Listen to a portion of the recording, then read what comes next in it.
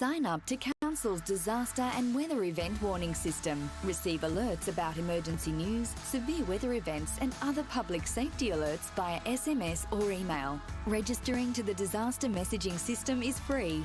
To register, visit Gladstone Regional Council's Region Watch website and click on the Register for Warnings button. Get ready, Gladstone. Take the steps to protect what's most important to you. Let's be better prepared and protected for emergencies and disasters.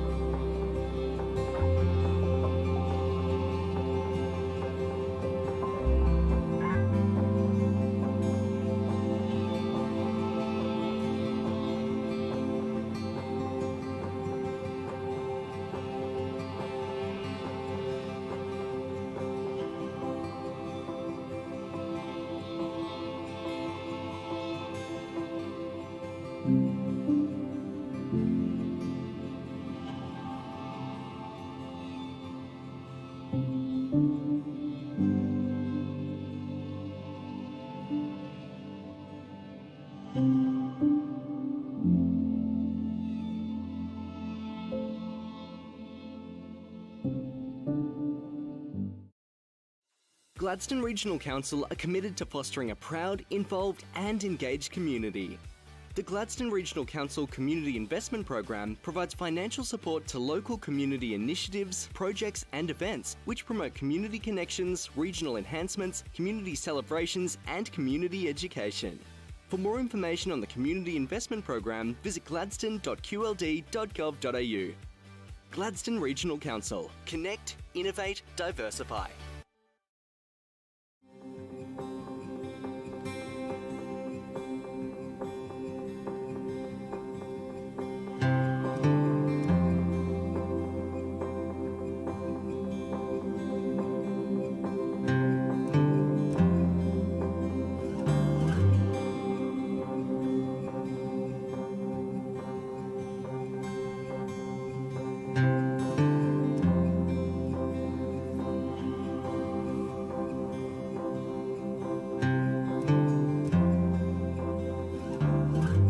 Good morning. The time being 9 a.m, I declare open the general meeting for the Gladstone Regional Council for the 1st of February 2022. We have no apologies. All are present. We have all councillors in the room and Councillor Natalia Muscat zooming in online. Thank you, Councillor Muscat. Councillors, the next item on the agenda is the messages of condolence. Do we have any messages of condolence? Thank you, Councillor Branthwaite. Thank you, Mayor Matt. I'd like to extend our condolences to Mel Jones and her kids for the passing of Trevor Jones. When I first came here in 1982 from little old Invercargill, Jenny and we actually joined the Uniting Church in Boyne Tanham, and Trevor and Mel were part of the elder group there and greeted us with open arms.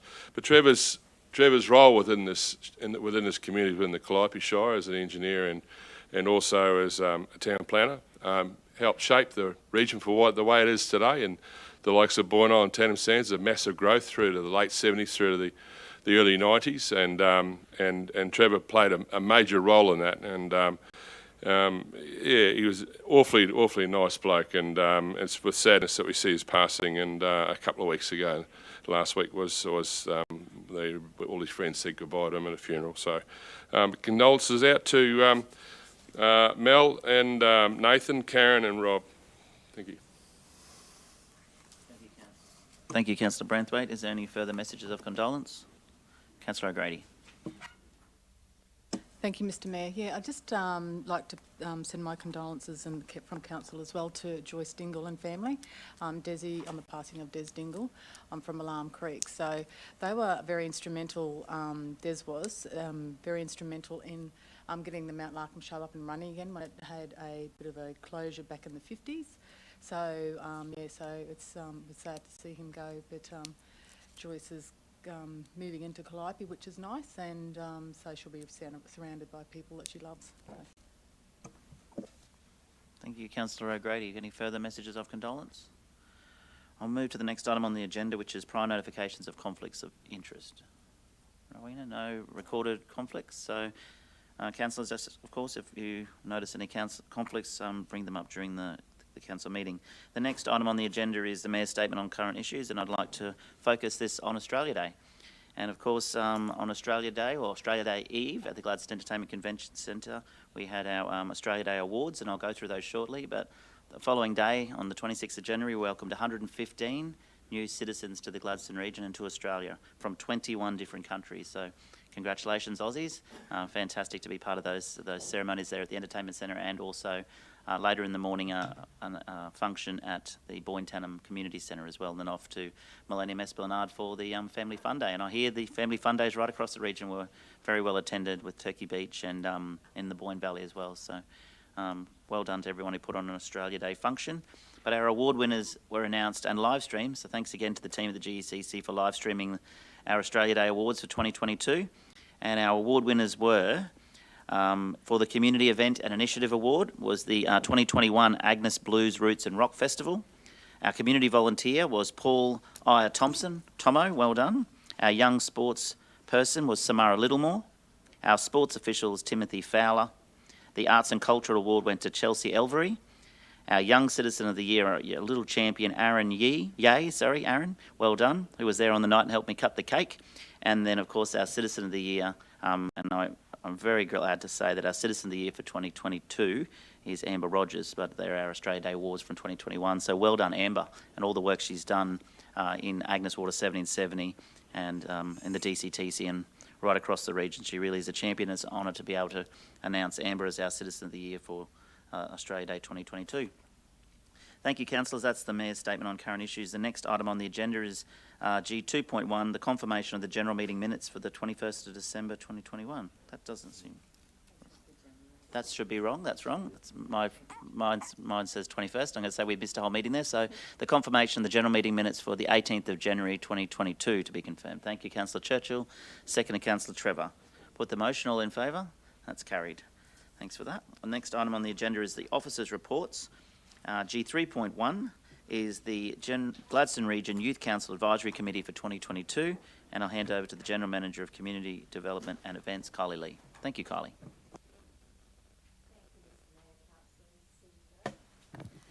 Thank you. This morning it gives me great pleasure to table this report for our 2022 Youth Council.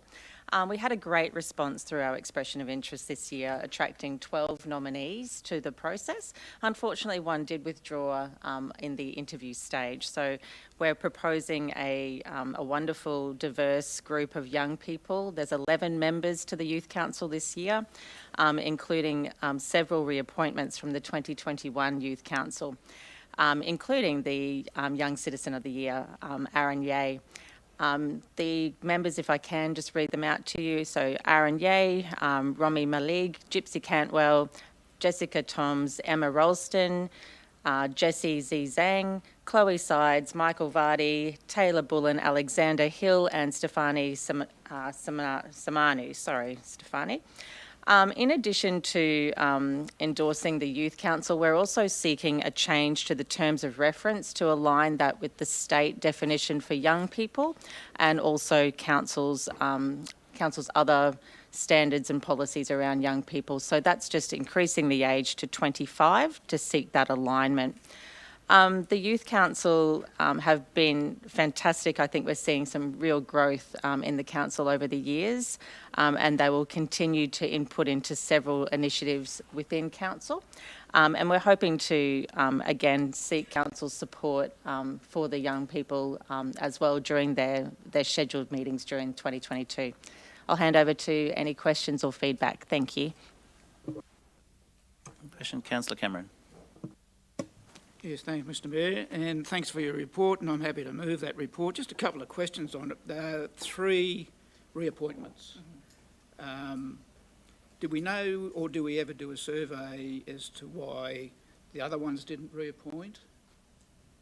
Was it education commitments, hopefully not dissatisfaction, that sort of business? And do we invite the outgoing or the whole previous committee to give us a little report or a write down on their experience and, just give us a bit of a précis of how they performed over the year? Really great questions. Thank you so much, Councillor Cameron. The three resubmissions were Aaron Yee, Romy Malig and Gypsy Cantwell from the 2021 Council. I'll hand over to Lee. I've got our Manager of Engagement and Partnerships Online, Lee Griffiths, just around seeking any feedback from any of the Youth Council members from last year. Good morning, Council. Yes, so we do a bit of a debrief at the end of the year to find out if there are any learnings and what we can do to strengthen the Council moving forwards. Feedback in relation to not continuing their posts is usually around educational and work commitments as well. It isn't a formal survey so much, but more of a workshop style conversation. But we are looking to embed a framework of personal evaluations throughout the process so we can track people's personal growth and how they see the Youth Council benefiting them as well. Thank you. Is that your questions, Councillor Cameron? Yes, thank you. Councillor Hanson. Happy to second that, Mr Mayor, but just a question. It's good to see in the summary section there, I'm not sure whether you had it in before, but the governance workshop on formal meeting structure is good to see that that's in there. I don't think it has been before. You can, if I'm wrong, you can say so. And also the asset-based community development workshop, which is some good learning for a junior council, so that's good to see.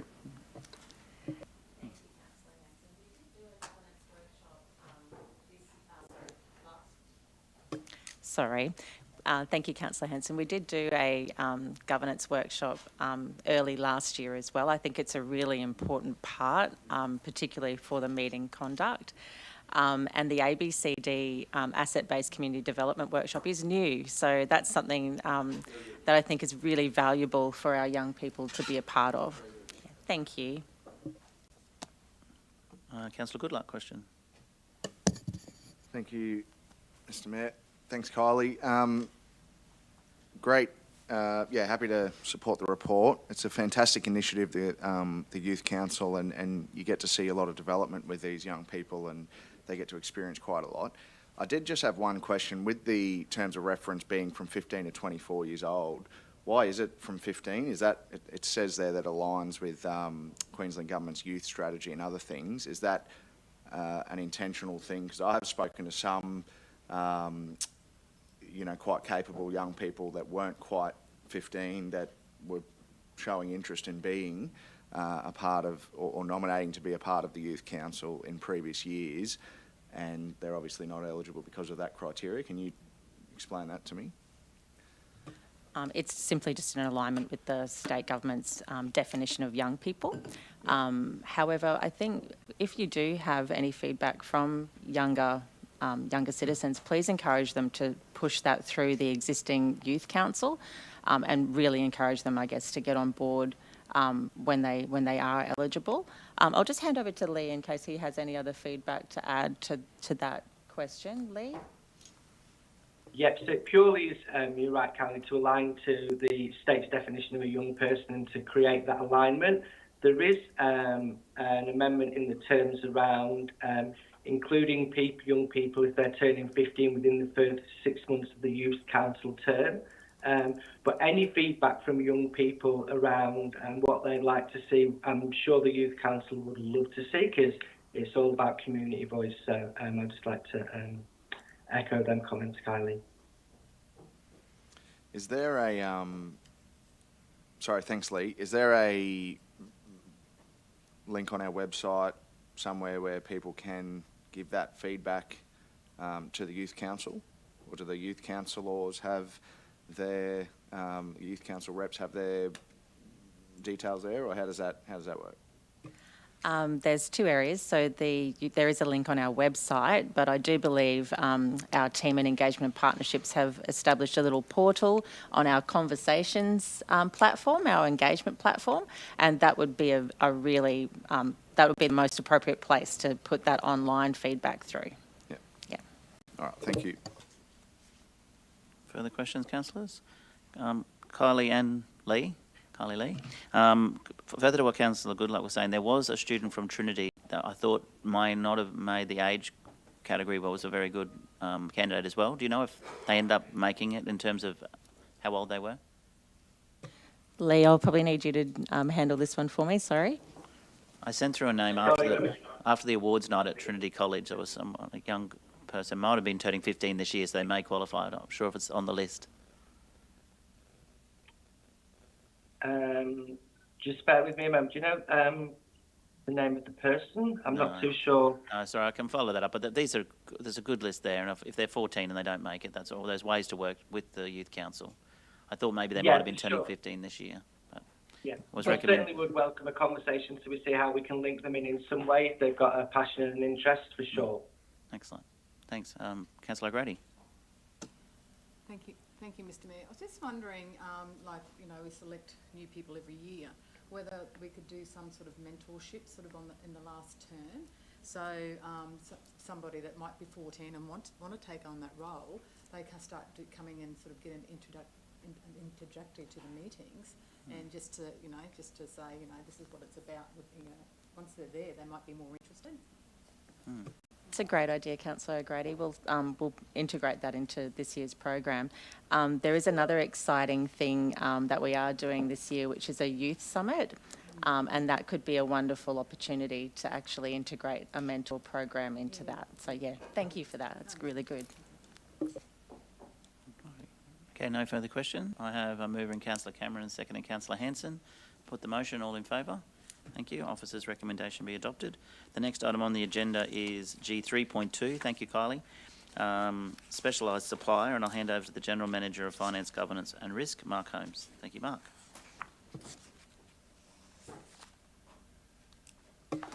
Morning, Mayor and Councillors. The item for you today is a extension of a specialised supplier arrangement that is currently in place for Gartner Australia for supply of HR support services to the team. Council will recall they made a resolution in this space back in May 2020, and this is about extending that arrangement for a further 2 years. Happy to take questions. Thank you. Questions? Councillor Churchill. Yeah, thanks, Mayor Matt. Very supportive of the officer's recommendation, and but I wanted to ask a question in relation to the Gartner's HR Leaders Engagement Plan. We've listed that as a confidential document. I'm just trying to get an understanding as to why that particular plan, which I think is quite exciting and enthralling when we're considering about the continued development and leadership for the organisation, that we would make that document confidential. Is there something that's sensitive to it? And I understand the requirements for confidentiality, but it's a simple question and hopefully there's a simple answer to it. The simple answer is that it contains pricing and that comparative information. There's comparative pricing information there, and that's the information that is deemed confidential. And essentially, because it is a procurement process, that's the part that's been deemed confidential in that space. Okay, so I do understand that particular point in relation to cost and pricing, but sometimes when we look at these particular documents, some of the actions in there are extremely exciting and they're extremely productive. And so perhaps sometimes, you know, when we consider these documents, that if we make them confidential, perhaps we could move or remove the extrapolation that relates to the cost and the fees and all the associated other aspects, because the other information I think is absolutely vital and important for people to be aware of what's going on. Yeah, tend to agree, but yeah, as this, yeah, and there's probably other avenues in which we can share, you know, the leadership journey that we're taking our team on. So that's another avenue for it. But yeah, given that this paper was essentially, you know, framed around that being a procurement approval, that's the lens that's been taken with it. So, and it's because of that commercial lens. But absolutely, you're right. The balance of that content, yeah, there's nothing commercial with respect to that. Yeah, especially when we talk about leadership, good governance, culture, and progressive development. But anyway, just food for thought for the future more than anything. And I do understand, as I said before, the requirements of confidentiality. But you know, if the legislative requirement, sometimes it could be a separation of legislation. Thank you, Councillor Churchill. Councillor O'Grady. Thank you, Mr Mayor. Mark, I just had a question. Like Councillor Churchill has said, we've got something confidential for that. Are we putting the cart before the horse here? Because we go approve this. So is this with the information confidential section? So is that to approve it's the same company? It's continuing the work that's already happening. As I said, this is work that we've commenced some, you know, almost 2 years ago. So we entered into this contractual arrangement to support our people, culture and safety team. So this is really about the extension of some of those initiatives. What's included in the attachment there is examples of the work that has been done and some of the planned work for the future. So it includes both those. Right, okay. Yeah, I was just concerned, that's all, that Yep. we're making a decision here and then on confidential. That's just a report. Thank you. Okay. Any further questions, councillors? No? Nothing online? Can I have a mover, please? Councillor O'Grady to move. Seconded, Councillor Cameron. Put the motion. Sorry, Councillor Muscat. All in favour? Carried. The next item on the agenda is G3.3, which is the tender for the Gladstone Aquatic Centre Rejuvenation Stage 3. And I'll hand back to you, Mark, and Kylie as well. Good morning again, Mayor and councillors. This item is with respect to the assessment of Stage 3 rejuvenation works at the Gladstone Aquatic Centre, and includes the assessment of those works.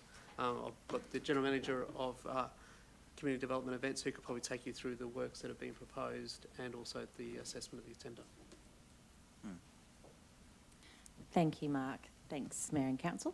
I've also got BM Von Tonder online with us today, which is the project manager for the Stage 3 of the rejuvenation works for the Gladstone Aquatic Centre.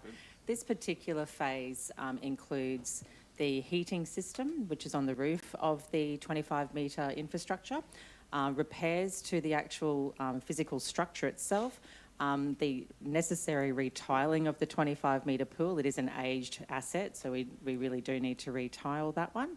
And we're taking the opportunity to fix some heating pump issues that we had earlier in this year as well.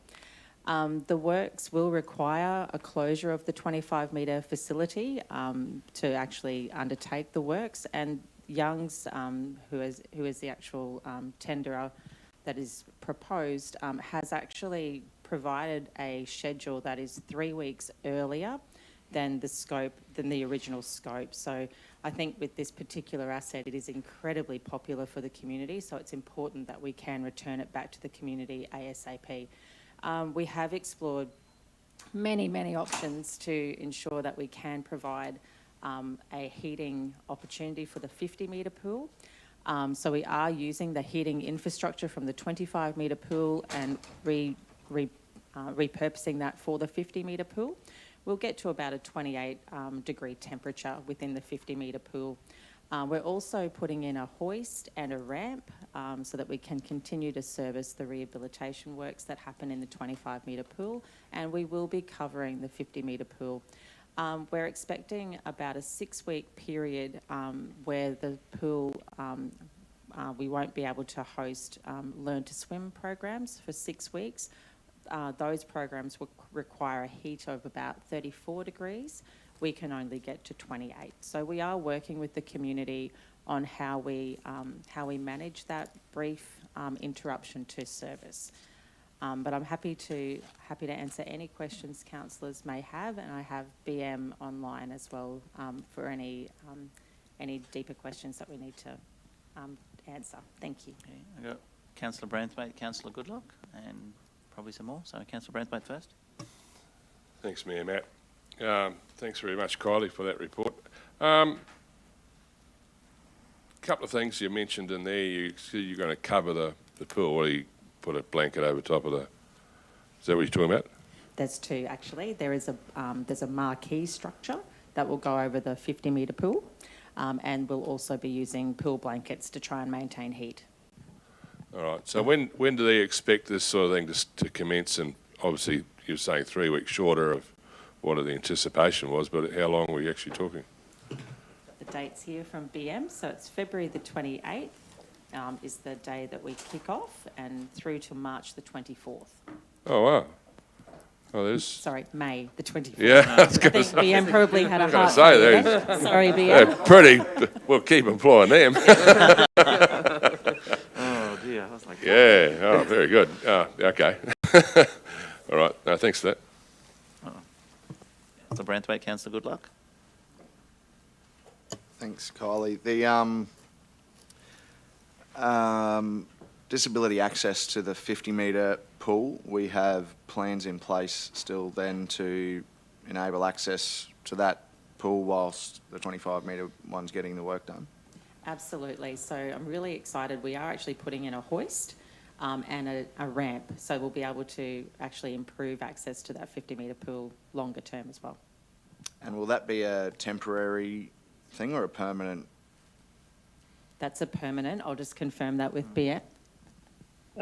Morning, councillors and mayor. So the platypus hoist that we installed is permanent. However, the ramp or the more relaxed slope access into the 50 metres is a temporary step, fiberglass step that can be removed if needed. And have we had discussions with like the gladiators and the other users of that to make sure that we try and do that in a way that's not going to impede other users? BM's run a consistent stakeholder engagement process throughout the entire project. So that's dating right back to the first stage of the rejuvenation works. We still have some more conversations to have, and they'll be ongoing with our gladiator groups, swimming groups, GCLA, and any other user that uses the pool. So those conversations are definitely ongoing, but BM's been talking to these stakeholders for years now. Thank you. And just lastly, when we finish the project, will we be able to, will the pool be warmer, the indoor heated pool with this new system in place? I'm not sure if it'll be warmer, it will be more consistent. So at the moment we're having some inconsistencies with heating of the pool, and we have had interruptions to that heating. So this will be a consistent process, and I'm going to say more energy efficient, and I'll get BM to actually confirm that as well. Yep, so part of this phase or stage 3 of the project is also to upgrade the 25-metre pool heating system.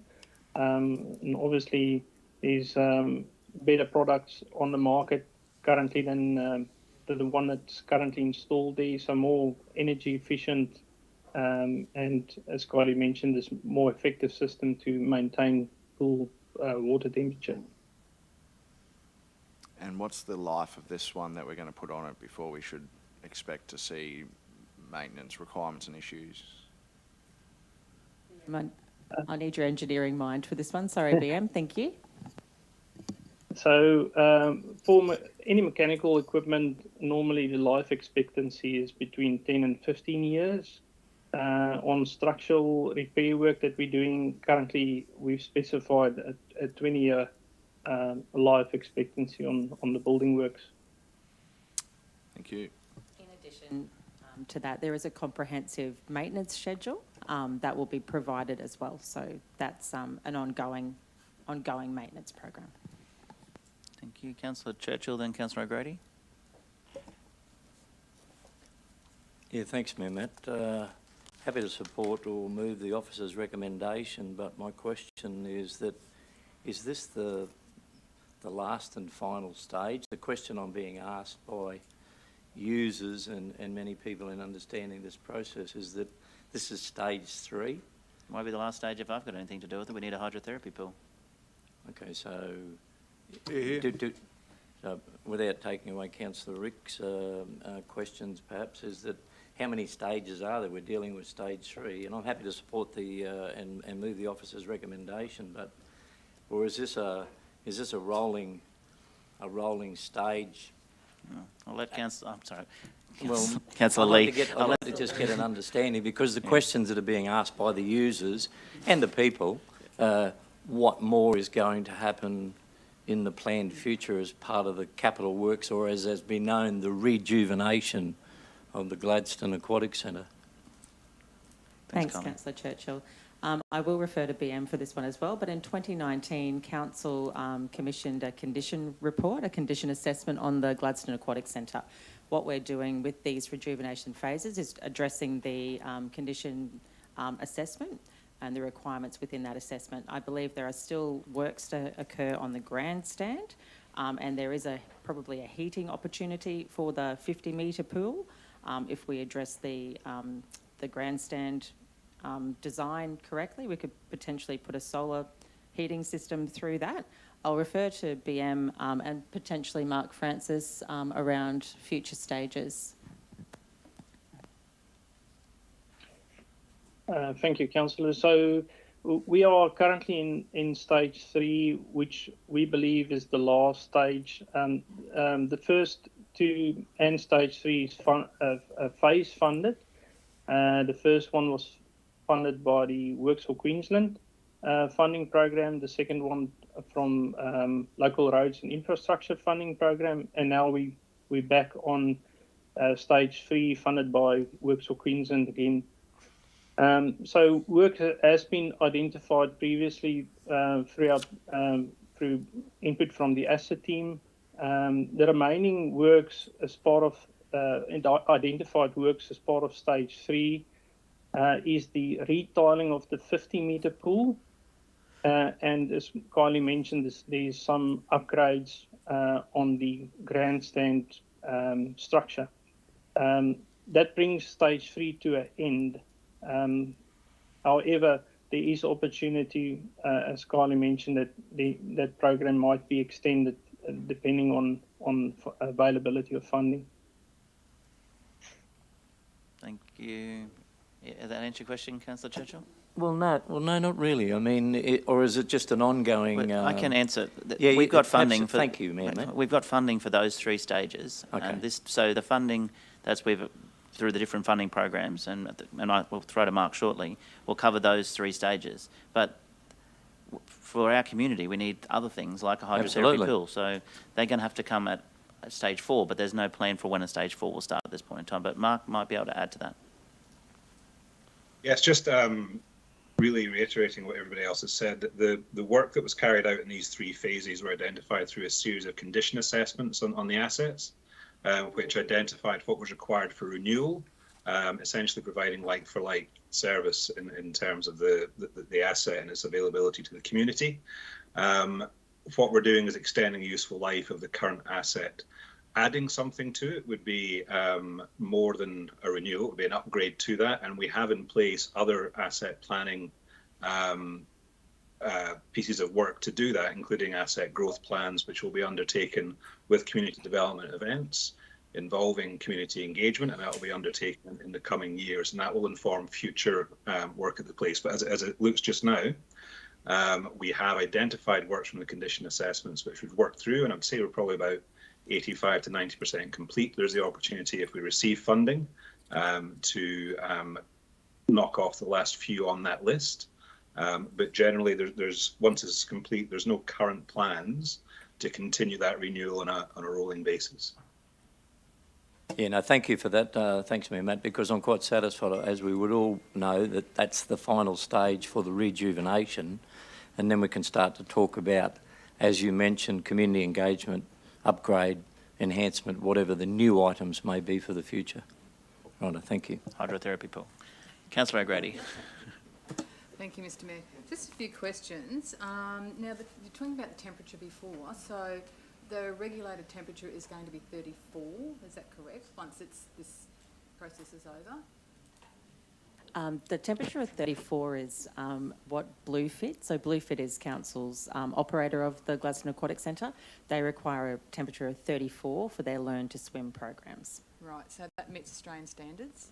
I believe so. Yeah. I would have to take that on notice. However, that's what Bluefit has advised us that they require for their Learn to Swim program. Just that being Australian standard, I think that we need to probably comply to the Australian standard other than what people want. And the 28 degrees, so will that, you can't increase that anymore? No. The only way that we can increase that heat is to run a diesel generator, which will be incredibly noisy, and I think we'd have more complaints around noise than we would around the usability of the pool. Yeah, okay. And the other question I had is around the change rooms and all that sort of stuff as well. Can you just give us a briefing on where that sits at the moment? Definitely. So through phases 1 and 2, we've had the opportunity to upgrade the amenities at the both at the 25-metre facility and also for the overall facility. I'll just pass to BM around the schedule of completion. I know that the amenities in the 25-metre are complete. BM, could you give us an update on the amenities, please? So the main amenities, which is the larger male and female amenities, is currently under construction. We're working towards a practical completion later in February to hand back the new male, new female, new family change room and additional 2 disabled facilities. After we've done that, there is some external works to the aquatic centre that needs to happen. So there's a upgrade on the main entrance to make it more attractive. That work is planned to be at completion towards the first week in April. Thank you very much. And the other one, with the disabled amenities, are they DDA compliant in Australian standard? Absolutely. So in the 25-metre pool, we have a changing places amenity, which is fantastic. The remaining, we've actually been able to increase the amount of disabled toilets that we've got at the facility now, and they're absolutely DDA compliant, 100%. Maybe we might like to take a tour in the next short when we go for another tour, Mr Mayor. Thanks, Councillor O'Grady. Councillor Henson, and then Councillor Goodluck. Through the Mayor, just a couple of quick questions. We've got here the stage of stage 3 includes the 25-metre building enclosure renewal and 25-metre pool ceramic tiling, but you did say before that the 50-metre pool is going to be retiled. I know we've done repairs on it, on tiling in that pool, but is it part of stage 3 too? 3 as well? I just misunderstood you. I thought you said that. And also the grandstand as well. Is it part of stage 3? The grandstand and the 50-metre pool aren't part of stage 3. Stage 3... Well, then we should have a stage 4. BM, do you have any comment on the 50-metre pool retiling? Kylie, just a correction there. So stage 3 works identified for stage 3 includes the 25-metre pool upgrade and retiling of the 50-metre pool as well as the grandstand. So just a correction there, Kylie. That's good. That's very good. That's my error, sorry. Oh, good. dual question, Councillor Goodluck. Now Councillor Goodluck, and then I think Councillor Churchill again. No, Councillor Goodluck. Thanks, Mr. Mayor. Just quickly, the temperature of the pool, the 28 degrees, that was the 50-metre pool that we're going to heat. What temperature, obviously we'll be able to get the indoor pool to the 34 degrees required, or what temperature does the indoor pool heat to once this new work's done? Sorry. BM, do you have the specifications for the heating system? I suppose, Yeah, so if I can just elaborate, BM, sorry, that once we spend this money and upgrade this heating system, the indoor heated pool will then be Australian standards for heating of indoor heated pools. Is that correct? Whatever that temperature may be. That's correct. So there's two temperatures that comes up through Australian standards. So for hydrotherapy, the set temperature is around 36 degrees. The current 25, or our operator Bluefit is currently trying to achieve that 36 or maintain that 36 degrees. It's not always possible due to the age of the infrastructure and climatic conditions. However, the set temperature for learn to swim is a minimum of 34 degrees.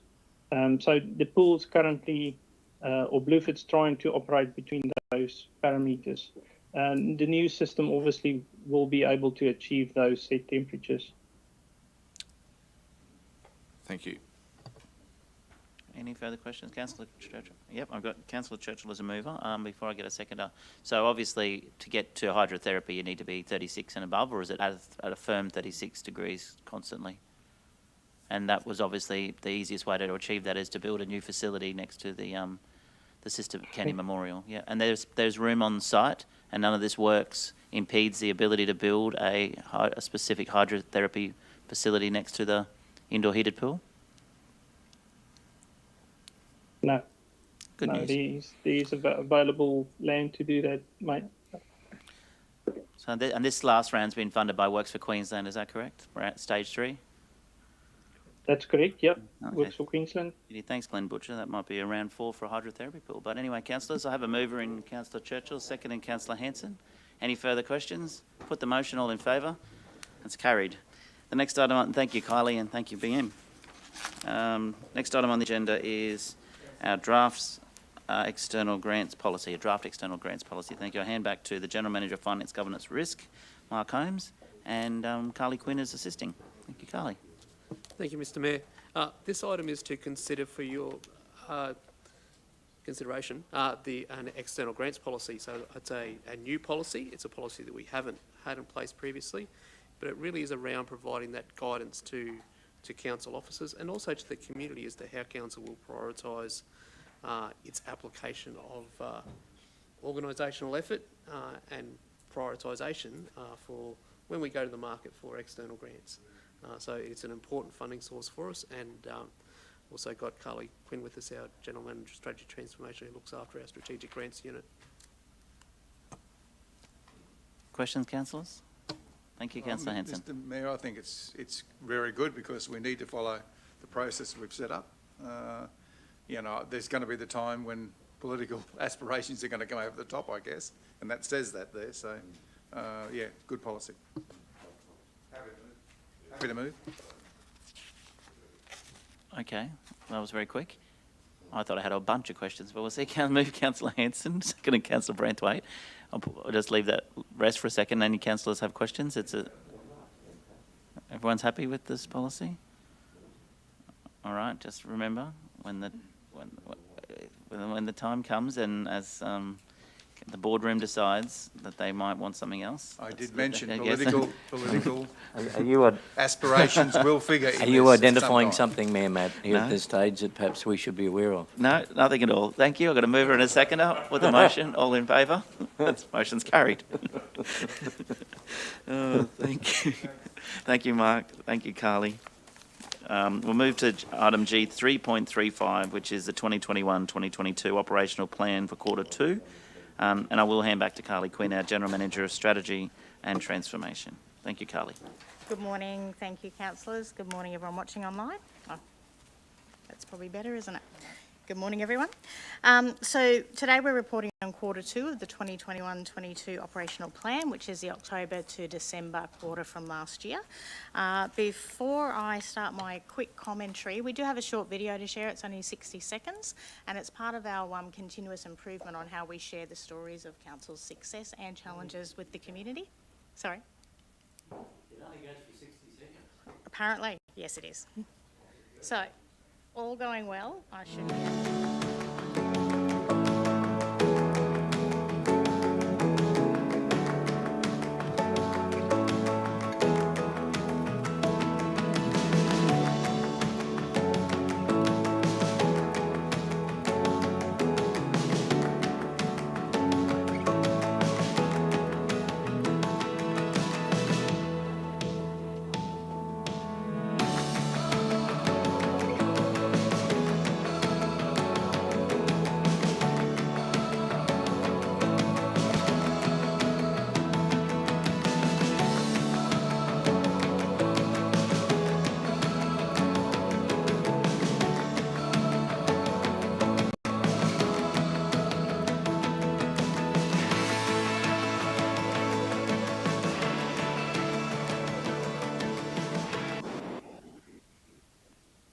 Thank you, and thank you to our team for the continuous improvement that we have on how we're sharing the stories with the community.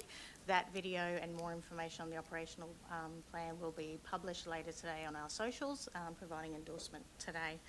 So the operational plan, as you would have seen, is 86% on track. That means 12 of our 14 initiatives are on track and progressing as planned to deliver by the 30th of June. 2 are of concern, one being the Transition Economy Plan and the second, the Leadership Capability Framework. In relation to the Transition Economy Plan, the Council received funding, 50% funding for the development of the Regional Transition Plan through the Building Better Regions Fund, which is federal government funding. Due to the timing of that and the announcement, it wasn't announced until October, and therefore funding agreements weren't signed until November. The team did all they could in the stakeholder engagement, the pre-planning and the scoping of the project in that pre-phase. Couldn't continue at all, though, with the actual project until the funding agreement was all signed, so now can pick that, or has already picked that project up. This report talks to all of these projects as at December. I can talk to the project as of today and say that it's now well and truly underway, and the engagement is occurring. The team have decided, though, not to fast-track the project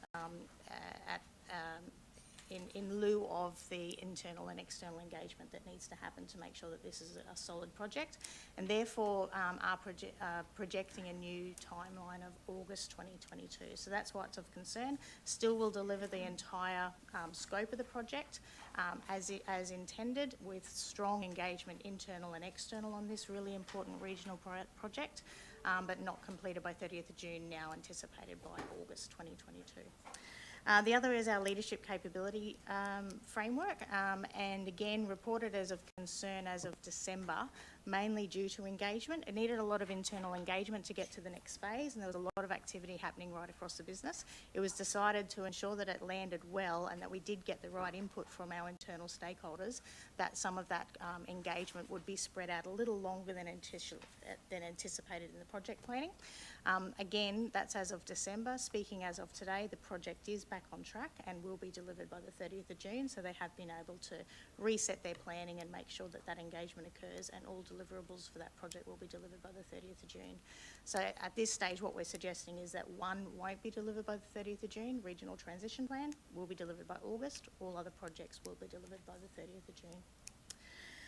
Aside from the update on the actual high priority projects in the report, as you've seen the last few quarters, we also have a lot of great stories about successes and challenges from core services that are delivered. So just a couple of highlights from that, for anyone who doesn't have a chance to read the report. We had wider engagement with our region's seniors to learn from them and understand how to support them now into the future. We've also increased community understanding of funding options available through our Refresh Community Investment Program. We've had improved efficiency at the Curtis Island Wastewater Collection Facility, reducing unplanned electricity outages and costly equipment failures. We've engaged significantly across the business to have a better understanding of our operational risks and how we can better manage them. We secured $15.9 million in external funding to help us complete essential works for the community. Recognised as a gold mental health first aid skilled workplace for achievements in developing mental health first aid skills in our people. We also signed a memorandum of understanding with the Gladstone Central Committee on the Ageing to investigate affordable over 55s, independent living and accommodation options at our Phillip Street precinct.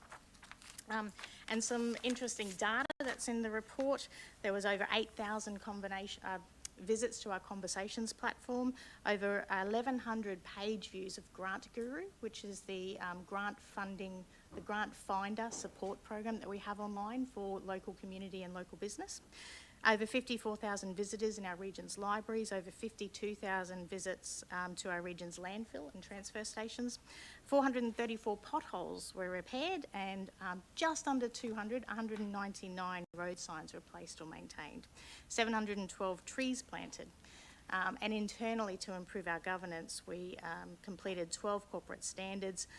We serviced almost 2,000 ICT service requests. We completed 35 recruitments, and we made improvements to how we recruit our annual trainee program. So your community can find all of these great stories and more in our quarterly report on the operational plan, which will be published on our website, pending approval today. And also this quarter, we are doing a bit more of an internal engagement or internal communications on the report and starting to get more visibility to our people around some of the great stories and how the work that they are doing is influencing and improving the place we live. Thank you. Thank you. I've got Councillor O'Grady, then Councillor Brathwaite. Were you question or moving? Sorry. Oh, no. Yeah, thank you. Thank you, Mr. Mayor.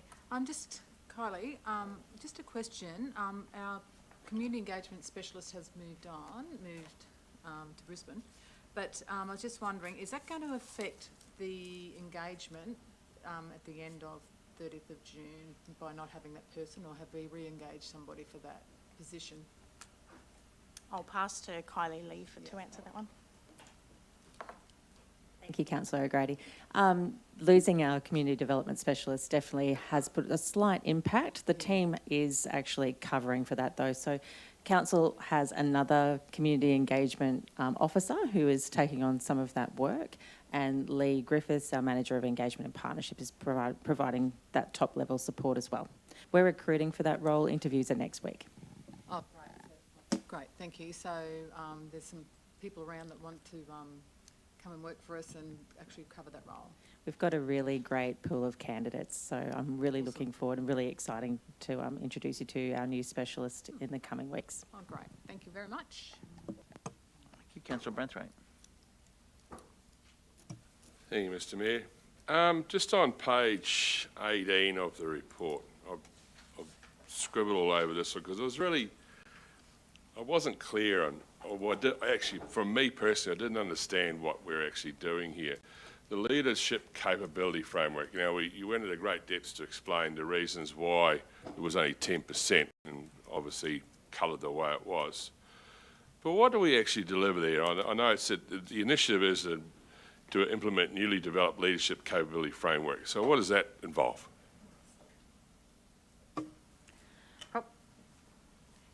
Sorry. Tina Smeeney's online, our General Manager of People, Culture and Safety, so I'll pass to him. He is the sponsor of this project. Thanks, Tina's. Tina's having a coffee. He stepped away from me. No. Apologies, just having a bit of computer sound problems, so I'm just adjusting here. Can you just repeat for me, Councillor? Then I can make sure I hit all the points. Oh yeah, no, I was just commenting on the leadership capability framework. Well, what does it actually do? What does it entail? So, Councillor, our leadership capability framework is a framework that identifies all the core competencies that we require for our leaders. We focus on both a specific base competencies, but then also more higher level competencies like developing the potential of our staff, and leading performance and realizing the potential of our staff through further development, and then also lead the organizational culture and the work that we're doing in that space. So it is a leadership framework that built on the Korn Ferry approach, which is a more global identification of leadership competencies, but also then cross-checked with our current status within the organization and our own dynamics. And that competency framework was developed in 2020. We started the work, and this year the focus would be on rolling out some of those core competency initiatives as part of the capability framework. It also works on a principle of what helps leaders transition, for example, from firstly managing themselves as employees, where you don't lead other people, and then how you transition then to lead others, and then lead managers, and then get involved in leading the business as part of the executive team. So every one of those career paths requires a transition to higher levels of skills, and this framework makes provision for the transitioning from a basic level skills to more higher level skills over time. Thanks, Dennis. So I've written a note here. So who actually does this? Like you obviously, are you getting a consultant to do this, to someone at arm's length to conduct all this, or is it internally? The development of the framework was done internally, but what we did, we used, and you mentioned Gartner earlier, we used Gartner to provide us with some latest research on the subject matters as well. But in terms of putting the framework together and refining it, that we've done in-house.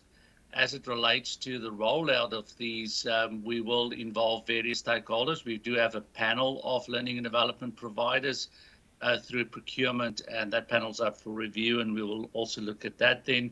So it will involve some of the work we can do ourselves, like some of the work on culture, where we have these structured conversations with managers and support. Even the coaching program that we're doing currently as executives with various managers on coaching would be regarded as part of this framework. But then also in cases we might use Peak, or we might use other local providers depending on what they offer as a skill set. So the whole program is built that you don't necessarily go to one consultant and think they can provide you with solutions across the full spectrum. You basically select the right provider for the right intervention, and make sure that it's almost like modular based, and that over time we can then complete these programs for all the levels of leadership. So I guess with the performance plan side of things, sorry to go on with this, I'm just trying to be clear in my mind. Hey? All right. Just trying to be clear in my mind who actually does all these things, like the performance plan side of things, like it's 87% on track. And it says down here, the performance plans for general managers and level 3 leaders have been implemented along with leader education. Return forms are being registered and details captured, and development plans used to identify training opportunities for the business as a whole. Is that your provider doing that, or you guys? No, that whole process of the performance planning we've done internally. Cool. And we started off with the process of making sure that the CEO with the councillors have agreed a performance plan. We've then cascaded that to the general managers, and from the general managers to the managers, making sure that we've got alignment of objectives from level 3 right through to level 1 of the CEO. Yeah. And as part of those performance conversations, development opportunities have been identified. Some of them might be not necessarily only referring to the capability framework, but it would also refer to things like educational qualifications and so forth for various staff. That is then identified and considered as part of the next budget process. So we feel that we rightly positioned to do this work ourselves, and there's no need to outsource this. Yeah, that's excellent. Thank you so much, Dennis, and thank you, Carly. Councillor Churchill, then Hanson. Yeah, thanks, Mayor Matt. The one matter that jumped out at me, which was quite obvious in the current environment, was that you indicated that the corporate planning team are constantly and regularly monitoring any potential disruption or impact as a result of COVID. And then you reported subsequently that there's been no impact as a result of COVID in the last quarter, which is, I suppose, exceptional to a degree, because we know that that's not the case outside in the community and in our small business world. Having said that, is that it's probably a twofold question more than anything in relation to impact of COVID. Obviously, we've had to change things as a result of the delivery of our services. And I'll just share a brief story, is that some feedback that I've got from education facilitators when we talk about training and development is that some of the outcomes that they got from the online training in the education system have increased as a result of online training and development. But you can't always do that, because when it's skills-based, it has to be hands-on, whether that's in a group environment or one-on-one or one-on-four or whatever the case might be. So my question is twofold, is there any learnings that are coming from the result of impact on COVID that's coming through to the corporate planning team or the executive leadership team from other local governments or the LGMA? Is that being part of a dialogue? And the other part of it is going forward, is probably expecting the unexpected. If we've got I suppose, a plan A, a plan B, a plan C, because we seem to be hearing that there's another variant coming along, and how that will determine or perhaps disrupt or not disrupt the delivery of operational plan. You've said 12 of the 14, there's 2 more, and then we could be entering into a new financial year come June in a whole different world again. So my question's twofold. The learnings, and are we sharing? And is others, local government, sharing with us? And what's our plan A, plan B, plan C? Not relevant to the local disaster management group, but relevant to the delivery of our operational and our capital works planning plans. So the second question, I'll give a little notice. I'll probably hand to Mark or Lisa, who may want to talk about our COVID response in particular. But the first one, yes, internally there's a lot of dialogue. We have our regular incident meetings. We also have our ELT discussions where we're talking about the impacts and any of the changes. The business improvement team and the corporate planning team are definitely seeing some innovations in how we do things and how we're having to adapt. And there's a lot of credit should be given to all of our people for how the adaptability and the agility that they're showing in response to COVID. And it's not just this recent incident, it's over the last 2 years. A lot of the things that we've had to pick up quickly this time are the things that we learnt the first time round. We have also experienced a much smoother process of working from home and doing online engagement and things that potentially 2 years ago we would have thought, we just need to park that engagement because we can't continue it. Now we're actually finding ways of continuing it, and it's meaningful engagement. We won't continue it if it's not. So there is some really good learnings that are being shared right across the business, and business improvement team are actually even now starting to talk about some lunch and learns or some sort of activities on how we can start to just regularly, quite quickly and simply share some of those things, some of the innovative things that the different teams are doing. The other element is LGMA. You mentioned LGMA, and they do have a senior officers network meeting, which we have once a month, and we just had the first one last Friday.